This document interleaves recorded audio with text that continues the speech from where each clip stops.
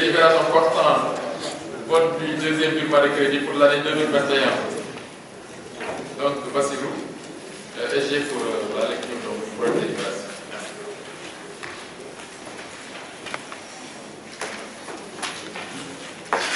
Délibération portant vote du deuxième virement de crédit de la gestion 2021. Le président du conseil départemental de Thiès, vu la constitution, vu la loi 2013-10 du 28 décembre 2013 portant code général des collectivités locales, des collectivités territoriales, vu la délibération du conseil départemental en date du 21 juin 2014 portant élection du président et des autres membres du bureau, en sa séance du 20 novembre 2021, délibéré.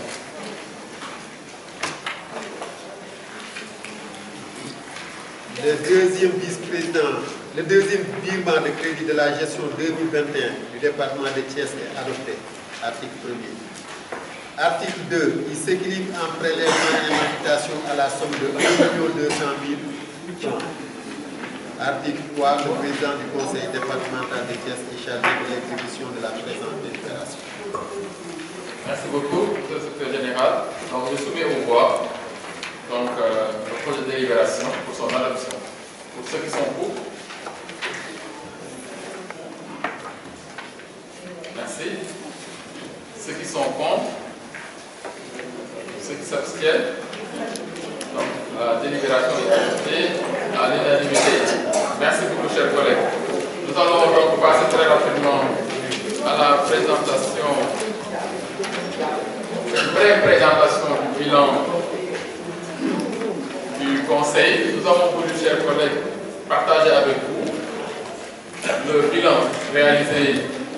par notre conseil. Donc, avant la fin de notre session,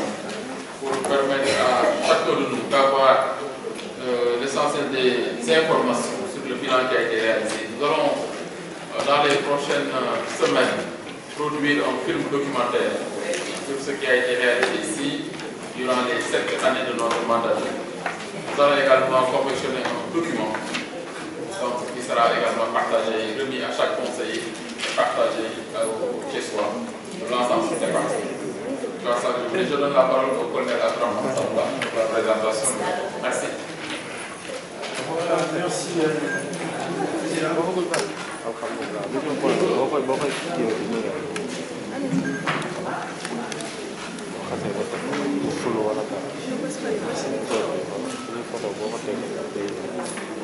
Merci, Président.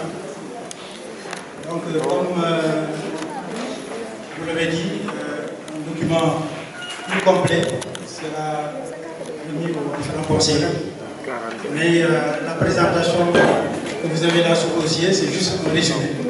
Donc, de ce rapport-là qui a été déjà préparé et qui sera préparé. Donc, moi, je suis comme ça. Donc, l'idée présente depuis l'équipe, parce qu'il y a une personne à pouvoir mener à on est bon de faire le après il y a quand même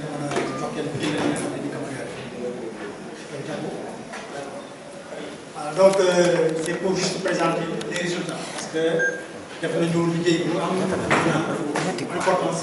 qui c'est 2015 dañu commencé donc planifier nañu activité bi def ko defal secteur par secteur wax na leen def ay mais bu ñu yem rek ci wax lan ngeen réalisé mais dina jéem a fexe ba maanaam wax lan la jur parce que lan moo jeexantal parce que c'est important nga ne def naa nangam mais li ci am soxla surtout mooy jeexantal lan mooy ban impact la ban changement la ci ñi ñu ko doon def donc bu ngeen xoolee maanaam action yi nga xam yëpp dañu planifié woon sukkandiku woon ci orientation président Idrissa Seck ci njëlbeen le définir maanaam suñu jëmuwaay te jëmuwaay boobu également am na ci ay action yoo xam ne mooy moom la considéré woon mooy action prioritaire ñu jëmal ci mbirum éducation jëm ci mbirum santé jëm ci mbirum environnement jëm ci mbirum autonomisation des femmes ak maanaam ndaw yu jeunesse ak sport. Malheureusement environnement demoon ci jéego yu bëri amoon na projet bu mag bu ñu tënkoon seet nañu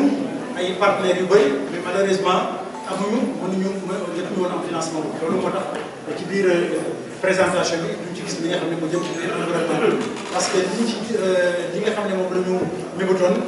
maanaam demoon na ba toll ni plus d'1 milliard donc loolu moo tax ñu doon ko ci programme PDD bi nga xam ne moom parce que dañuy ñëw daañu am chance pour dem mais am na aussi beneen événement boo xam ne aussi xam nga ñoo gàllankoor maanaam bu Covid bi génne bu Covid bi ñëwee tam ci diggante bi maanaam ñu def maanaam genre réaménagement budgétaire pour mën a répondre à la solidarité nationale donc loolu nekk na loo xam ne aussi bien que ñëwoon na perte nañu mais terewul def na ci ay jéego yu mat sëkk boo amee naa ko ci kanam aussi nag gis nañu am na ci def donc alors ci bureau éducation ak formation bu ñu xoolee léegi maanaam ci tabaxu stade parce que programme projet bi ñu amoon maanaam une commune un lycée te une commune un lycée dara du doon fexe ba parce que dañu gisoon ne amoon na ay disparité ci diggante communes yi maanaam ñi nekk ci kaw ga ak ñi nekk ci biir parce que am nañ xale yu bëri yoo xam ne seen jàng du àgg parce que xëy na fi ñu dëkk dafa sori ba nga xam ne dañuy am ay jafe-jafe ci yooyu ak loolu moo waral nag ñu seet ñu tabax ñu toll ci fukki classe ak ñett yooyu nag ñu ko répartir nii boo demee commune Kër Moussa tabax nañ ko juróomi classe ci CM donc c'est-à-dire ay classes yoo xam ne dañ koy tabax ci CM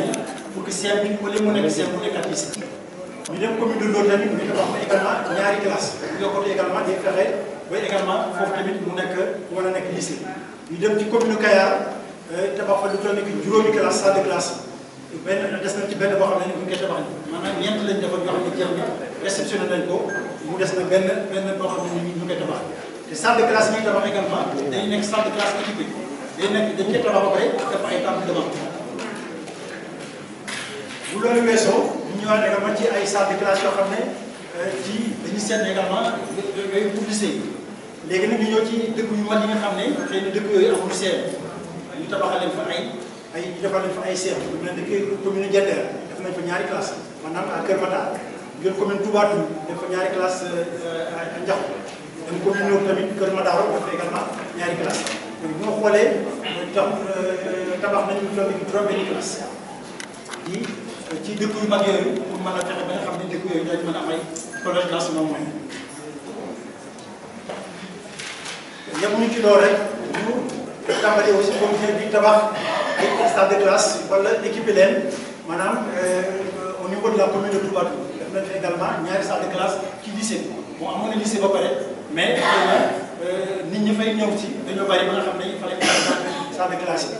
commune Thiès Ouest également ñu dafa yokk salle de classe yi au niveau du CM du Diaw donc def nañ fi benn salle de classe dem commune Thiès Nord tamit CM mu Ngent ñu tabax également ñaari classe réhabilité tamit réhabilité ay salle de classe pour équiper en table de banc dem commune Thiès Ouest maanaam CM Mamadou Diaw tabax également ñaari salle de classe bon yi may wax nii yëpp également je pense que je parle sous le contrôle de Pamoussé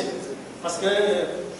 ak le doyen Sall bi fi nekk je crois que ñoom ci bëri ci ñoom donc maanaam projet bi doyen Sall ak moo jiitoon benn commission boo xam ne ñoo tëggoon projet une commune un lycée donc loolu moo indi maanaam construction des salles de classe yi. wala ci également toujours dans le domaine de l'éducation ñu seet également ñetti CM yoo xam ne amuñu woon ay murs de clôture donc ñu tabax fa ay murs de clôture mooy CM Ndiakhou au niveau de Touba Toul Kër Moussa tamit ñu tabax fa ñu benn mur de clôture au niveau de Soum dem commune Thiès Ouest Thiès Est au niveau du CM de R102 ñu tabax fa également benn mur de clôture donc loolu mooy ñetti CM yi nga xam ne également dañu fa tabax ay mur de clôture pour vraiment aar CM bi ba nga xam ne jur dañu ko traversé ci nit ñi dañu fa duggati mu nekk yoonu kaay bon bu loolu weesoo tamit au niveau de Thiénaba tabax nañ fa benn salle informatique équipée donc non seulement yemuñu rek ci tabax ko mais dañu koy tabax ba pare utal que matériel jumtukaay yoo xam ne dañu mën a teg informatique pour mën a nekk kon mën a jàngal xale yi informatique kooku c'est au niveau de la commune de Thiénaba Diakhou bon toujours dans le domaine de l'éducation également ñu dem ci CM yi ñu defal bloc administratif yi ñu tabaxal leen tabax nañu ñu doon ki ñetti bloc administratif benn bi CM Kër Madaro la beneen bi lycée Amadou Dak Seck beneen bi CM Thiès Nord donc foofu maanaam pour ñi nga xam ne ñooy jàngale seen environnement ñu amélioré ko réhabilité ko ba nga xam ne aussi dañu nekk ci ay conditions yoo xam ne ñu mucc ayib toujours ci maanaam affaire construction yi au niveau du lycée Malick Sy également tabaxoon nañ fa ñaari bloc sanitaire benn bloc sanitaire au niveau du lycée Malick Sy tabax benn bloc sanitaire au niveau du lycée Amadou Ndack donc loolu tamit pour permettre parce que xale yi tamit yenn saa yi dañ dul am fu ñu war a demee au niveau des toilettes donc wala yenn saa yi toilettes également du fonctionnel donc ñu reprendre leen réhabiliter leen defal leen ba nga xam ne dinañ am ay toilettes yoo xam ne ñu mucc ay ñu dem lycée Medina Fall foofu tamit salle de classe yi moment yi dafa nekkoon jamono yoo xam ne vraiment c'était dégradé ñu carrel def leen carrelage parce que loolu lay day participer ci environnement améliorer qualité enseignement bu ñu xoolee nag investissement yi nga xam ne def nañ ko au niveau de l'éducation toll nañu ci 268 millions 538 360 francs donc muy représenté ci budget investissement environ 54,98%. donc loolu mooy bu ngeen xoolee budget investissement bi nga xam ne le conseil départemental génne toll na ko du toll ni 54,98% en termes d'investissement. alors au niveau de l'éducation li ñu mën a jàngat ci loolu lépp parce que salle de classe yi tabax nañ leen mur de clôture yi defar nañ leen toilette yi defar nañ ko donc loolu li nga xam ne moom la indi mooy que tey am nañu commune bu ci nekk tey am nga benn lycée et c'était pas le cas avant donc tey mën na jàpp ne commune bu ci nekk am nga benn lycée mën na ci jàpp également ci jàngat nekk tey lu toll ni kii 5000 élèves ci CM yi vraiment ñu ngi dem di jàng ci seen dëkkuwaay donc jógul fi ñu nekk di dem jàngee feneen donc c'est-à-dire vraiment retenir le bien fi ñu doon parce que loolu moo doon objectif fexe ba nga xam ne ñu jógee fi ñu dëkk di dem jàngiwaat feneen donc seen biir terroir seen biir localité fi ñu jàng donc dem nañ dafa tey lu toll ni ki 5000 élèves yoo xam ne tey jógul fi ñu di jàng dem feneen seen place bu leen di jàng gis nañ également ni que mur de clôture yi tax na également tey école yëpp léegi sécurisé na donc ay statut du fa dugg ay yur du fa dugg nit ñi jot utiliser leen comme point de passage tey bu ñu xoolee tamit permettre nañu en plus de 9000 élèves yoo xam ne tey vraiment am na ñu fu ñu mën a demee soulager wu sans difficulté et c'était pas le cas avant donc lii ay résultats yoo xam ne c'est pas grave mën nañu ko mën nañu ne loolu la jub liggéey bi ñu def construction yi def yëpp lii la jub def ko leneen lu ko jur également mooy parce que gisoon nañu ne que nit ñi ngi doon bañ a jàng wala y avait un taux d'abandon très élevé surtout ci jigéen ñi mais boo xoolee tey le taux d'abandon chez les filles wàññeeku na bu baax parce que dem na ba 22,72% en 2015 bi ñu tàmbali à 7,23% donc wàññeeku na njëkk bari woon na mais léegi boo xoolee tey wàññeeku na bu baax alors boo xoolee am na un écart vraiment mooy 15,49% donc lii pour wane simplement ne que bon li ñuy tabax foofu tax na ba au lieu ñi nga xam ne mënatuñu li leen doon gàllankoor tout leen. Le taux de scolarisation chez les filles également est passé de 40,17% en 2015 à 58,2%. Donc, il s'agit également un taux de progression. Tandis que chez les garçons, il est passé de 30,14% à 41,17%. Donc, véritablement, taux de scolarisation, donc, nous devons savoir de bien. Parce que ce n'est pas le cas. Parce que nous devons garder encore nous savoir pour dem. Mais les comme condition est prendre les nous faisons. Bon, vous n'y êtes admis au niveau du BFM, là aussi, on voit le taux a évolué parce que chez les garçons, c'est passé de 43,49% en 2015 à 78,2%. Donc ça veut dire que les conditions sont réunies pour que nous puissions réussir ces examens. Et puis c'est une ville terroir. Donc les résultats, c'est vraiment qualitatif et quantitatif. Toujours dans l'éducation, bon, vous nous voyez, vous savez que paquet. Madame, la stratégie nationale de programme d'amélioration de la qualité et de l'équité est vraiment nga xam ne moom mooy traduire vision gouvernement bi ci maanaam fexe ba nit ñi ci seen gox ñu mën a bokk di jàng nga xam ne affaire exclusion dañ koy daax vraiment loolu projet bi une commune un lycée vraiment tax na ba ñu ngi contribuer à l'atteinte de cet objectif là. Beneen objectif bi nga xam ne au niveau international mooy la stratégie continentale de l'éducation pour l'Afrique. Donc, vraiment, c'est au niveau international. Donc, au niveau Sénégal, au niveau national et international, là aussi, le projet également, le fait que nous avons réalisé, contribue à atteindre l'objectif. Nous avons également l'objectif de développement durable. Parce que moi, je sais que nous avons tant que nous sommes qui le projet, comme fexe na ba surtout en termes de participation des filles ci jàng également contribuer ci loolu. pour wane que véritablement en termes d'éducation formation projet bi nga xam ne moom la ñu tëggoon muy une commune ratissée véritablement voilà di nga moom ci jàngat lii la jub. ak ñu ñëw ci domaine santé bu ñu ñëwee ci domaine santé également dañu waxoon également dañuy def une commune en centre de santé mais xam nga également da ngay am peut-être ay possibilités bon ñu xool ne que commune centre de santé bu ci nekk il faut à peu près 1 milliard pour defar xam nga loolu te conseil amul ressources yooyu bon donc mu nekk loo xam ne également bàyyiwuñu ko mais moo tax d'ailleurs ci PDD bi également dugal ko ci biir parce que il faut maintenant c'est un projet d'envergure donc un projet structurant donc foofu lañ ko mën a dugal mais terewul quand même comme conseil dafa lëkkaloo woon ak benn partenaire italien maanaam la région Toscane mu amoon benn projet bi nga xam ne mooy projet de lutte contre la mortalité maternelle et infantile donc bu ñu xoolee projet boobu tamit bon surtout ñu ngi ciblé woon l'hôpital régional donc foofu dañu def également ay investissement yu important dañu gis léegi en détail beneen bi également mooy poste de santé ou santé au niveau de la commune Thiès foofu tamit def nañ fa ay jéego yu bëri. ah c'est Fandène. Bon, donc xam naa au fur et à mesure on va produire ça permettra également de document final ñu mën ko rectifier. Poste de santé de Cité Lamy également bénéficie également de ce programme donc léegi ñu gis ko en détail. D'accord.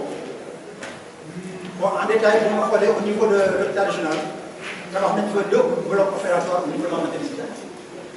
Réhabilité salle néonatale. Je crois que le docteur Jean-Baptiste mën na wax ak salle néonatale kan mooy njëriñ. Réhabilité nañu également la pharmacie. Ba pare nag leen appuyer annuellement. Jënd nañu également matériel de suivi de la grossesse et de l'accouchement parce que loolu également loo xam ne lu hôpital régional soxla woon la et puis jënd ay couveuses d'ailleurs c'est benn couveuse ngeen gis nii actuellement président de ko visite au niveau de la maternité te aussi boole nañ ci loolu également en même temps renforcer parce que lii lépp boo ko defar également te ñi nga xam ne nga di liggéey tàggatuloo leen xëy na peut-être dina mën a jafe pour que ñu mën a dox ak yéen ñu waree donc loolu moo tax également ñu renforcer les compétences de 45 sages-femmes. boole ci également réhabiliter et équiper les locaux de maternité de Sam Ndiaye de Sam Ndiaye et de Cité Lamy donc ñaar maternité également dañu jënd leen équipement boo xam ne daañu mën a également topp maanaam jigéen ñi suivre seen accouchement ak ba xam ne duñu am benn jafe-jafe. Au niveau de l'hôpital régional également cette fois-ci kooku budget ñu ngi ci programme décentralisée ak Toscane mais bi yoon léegi budget conseil départemental. Alors, qui veut réhabiliter au niveau de l'hôpital régional, également équipement en matériel médical. J'appelle également la commune de Thiès en matériel médical, avec poste de santé, Samdia et Cité Lamy. Réhabiliter également le CRA, le centre de renforcement alimentaire et nutritionnel également, qui est appelé aussi. Au niveau de Pout, nous réhabiliter les locaux de la maternité du poste de santé. À Kermoussa également, nous réhabiliter les locaux de la maternité de Ngomène. D'ailleurs, actuellement, c'est ce au niveau du district sanitaire de Pout aussi, nous réhabiliter les locaux. Alors, l'Indic parce qu'à chaque fois, mais qu'est-ce que ça a apporté? Vous voyez, taux de mortalité infanto-juvénile, vraiment, bon. Ensuite, le suivi de la grossesse et des accouchements également, vraiment, amélioré. Parce qu'il y avait un matériel de suivi qui est mis en place. Les sages-femmes de suivre également les femmes enceintes. Plateau technique, au niveau des postes de santé, également améliorer l'hôpital régional. Nous avons pareil, nous avons sollicité vraiment de l'envoyer. Donc, l'ONU, moi, je toujours ci affaire santé. Alors, au niveau de l'éducation, la commune de Kermoussa, notamment le maire, nous donne une attestation pour véritablement voir que nous tout dit, condamné qui est de Kermoussa. Donc, attestation beaucoup, je crois que le doyen Sall, mais en train de peut-être nous dire pour voir simplement qu'il y a déjà des maires qui ont véritablement manifesté leur contentement, leur satisfaction qui est intervention yi nga xam ne moom la conseil bi. léegi ñu ñëw ci mbirum pandémie bi comme ni ma ko waxee sànq nag ci au cours du mandat donc ci la ñu am ci la ñu Covid bi daal donc Covid bu mu jawee nag également nous chef d'État demande vraiment que ñëpp nekk si alors foofu nag la élan de solidarité boobu conseil départemental aussi jëm na ci def ay jéego yu personnel. Alors première intervention bi mooy ñu appui au comité départemental d'alerte de sensibilisation et de riposte contre la Covid. Ensuite ñu def achat de masques de protection jënd ay kits de lavage des mains jënd ay kits de protection yoo xam ne ñu koy jox district sanitaire yi ak jënd également ay thermoflash. Bon bii yëpp également j'avais les vidéos mais xam naa comme temps bi may ñu ko dans le cadre du film bi nga xam ne moom le président wax parce que déjà j'ai un certain nombre de vidéos yoo xam ne dinañu mën a permettre ñu gis loolu en temps réel. beneen appui bi également mooy jëndal nañu waa service d'hygiène également du matériel pour véritablement ñu mën di les opérations de désinfection donc appuyer vraiment le service les différents services dans le cadre de la lutte contre vraiment cette pandémie là. jàppale nañu tamit le conseil départemental de la jeunesse pour mën a def l'opération de sensibilisation yeete bi pour informer les gens. Ensuite jënd nañu ay plateau autonome hygiénique autonome yooyu tamit ay membres yoo xam ne dina mën a permettre am na yoo xam ne sax ñu ngi ci conseil ñu ko formé. jënd nañu également ay produits antiseptiques jënd lii également mooy ay jàppale daara yi parce que daara yi également dana rassembler beaucoup de personnes il fallait que aussi jàppale donc ñu jàppale imam yi au niveau des daara jox leen ay masques jox leen ay matelas vraiment jàppale leen nga xam ne vraiment foofu tamit lu war a mën a pandémie bu waree dugg aussi nekk buntu boo xam ne fa lay jaaree. ci kaw loolu toujours ci ndimbal bi président aussi amoon contact yi mu amoon benn partenaire bu nekk à Paris maanaam au niveau de l'association Caridad ñoom tamit ñu jàppale conseil bi parce que buñ koy ba ñuy démarche bi nga xam ne yàgg na président bi koy def mu tombé nag ak Covid bi mu tombé nag ak Covid bi nag mu nekk loo xam ne quand même bon jàppale na conseil donc ci li ñu amee toll na ci 100 lits médicalisés 100 lits médicalisés yooyu nag ñun ñii lañ koy répartir 60 lits médicalisés ñu yóbbu ko au niveau de ñu jox ko au niveau de l'hôpital régional joxaat ko encore 60 lits médicalisés mooy temps yi nga xam ne centre de traitement yi xam nga demoon na jamono bu manqué ay lal fekk foofu la nag pandémie bi taree donc ñu jël également 20 lits médicalisés jox ko le centre de traitement. Ensuite jël 20 lits matelas qui lits médicalisés parce que matelas lii bi ci nekk day ànd ak ay matelas donc ñu jox ko ñetti district sanitaire. Ensuite répartir donné que 10 000 masques de protection jox ko personnel statut parce que dama ñaawoon na suñu ko seetlu statut également au niveau international. Foofu mooy ci mbirum jeunesse bi. Bon di ngeen remarqué ne que ci présentation bi j'ai pas mis des montants parce que je crois que c'est des luttes pour demander marché mais dina am. bu ñu wàccee ci bu ñu demee ci yoo xam ne dañu xool bu ci nekk secteur bu ci nekk loolu la ñu ko joxe comme enveloppe. di jëm ci daal tamit la culture et des loisirs boobu tamit également ñu ngi ciblé woon un peu les établissements socioculturels et les bibliothèques donc pour ci leen di équipé donc jox leen les équipements socioculturels au niveau des bibliothèques def des dotations au niveau des centres de lecture ak manuel subventionner un peu les associations culturelles et puis participer un peu aux dépenses de l'enseignement éducation jeunesse et sport donc loolu également mooy jëm ci affaire qui jeunesse qui est publique. Secteur bu mujj bi mooy plan départemental de développement parce que loolu également day doon loo xam ne bon duñ waroon parce que waruñu woon jóge tey fii et élaborer un plan donc gis ngeen plan bi aussi vision bi mooy Thiès un département émergent à l'horizon 2035 avec des écosystèmes naturels restaurés dans une bonne entente territoriale soutenant une économie productive de production de biens, de services et de savoir. loolu également dafa lëkkaloo ak PSE orientation PSE lëkkaloo ak orientation ak plan de décentralisation lëkkaloo maintenant avec le plan national d'aménagement territorial donc régulièrement gis nañ ne présentation gisee wala également lëkkaloo bi mu am alors li nga xam ne nag mbébét la li ñu soxla woon pour suñu territoire gën a naat bu ñu paree pour mettre en œuvre ce plan là am nañu benn vision am nañ ay orientation je crois que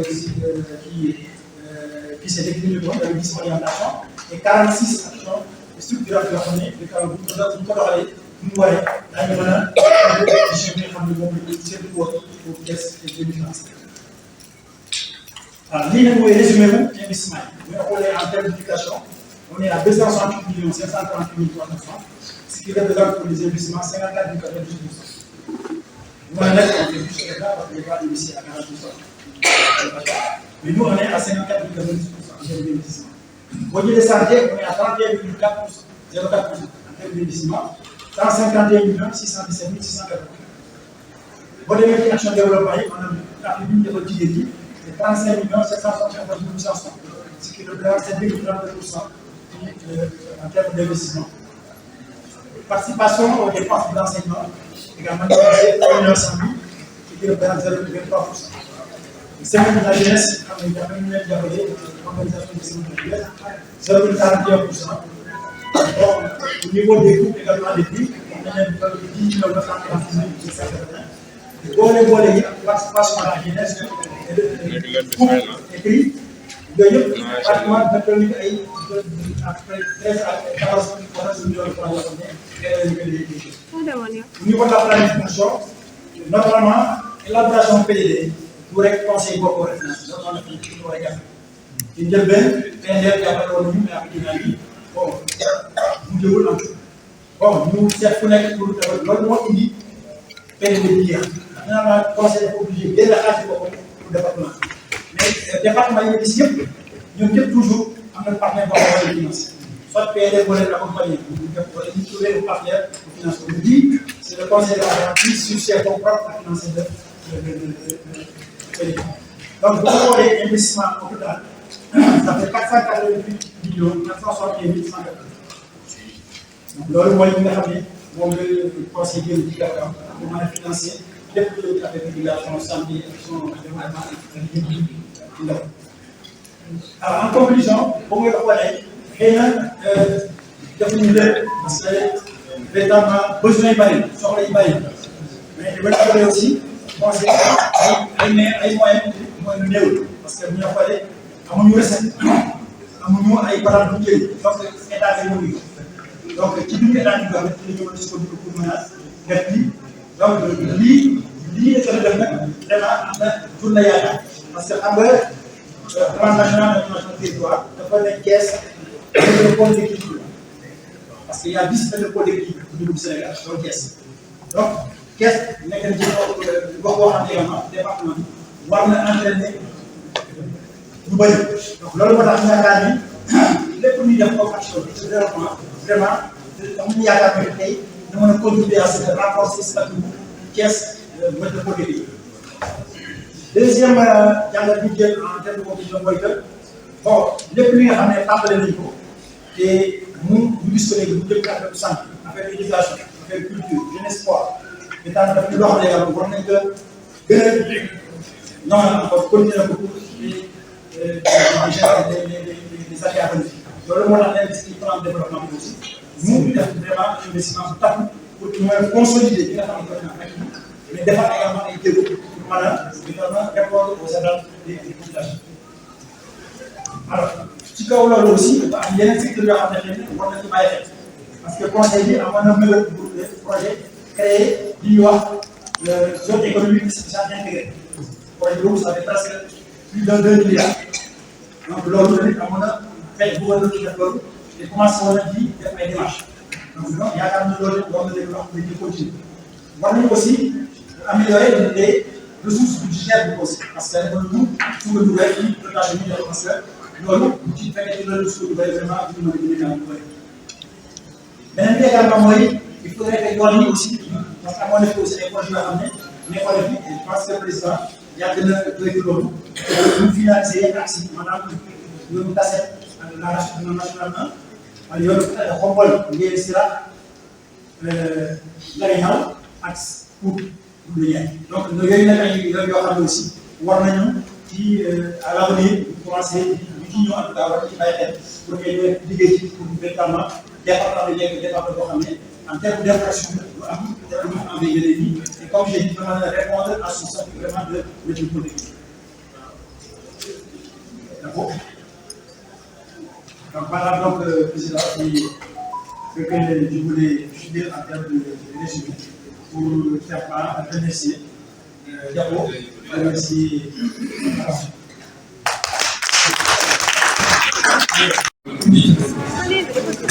mais aussi gërëm waa administration bi tamit lépp lu ngeen tënk ci conseil bi fekk ci suñu loxo bi waa bureau bi dañ koy ànd ak administration 80% administration conseil bi di ko jiite mooy le secrétaire général di Bassirou Ndiaye di koy sant ci taxawaayam tamit moom it wane na ci yéene wane na ci également ànd ak kon ci l'occasion pour ñu renouveler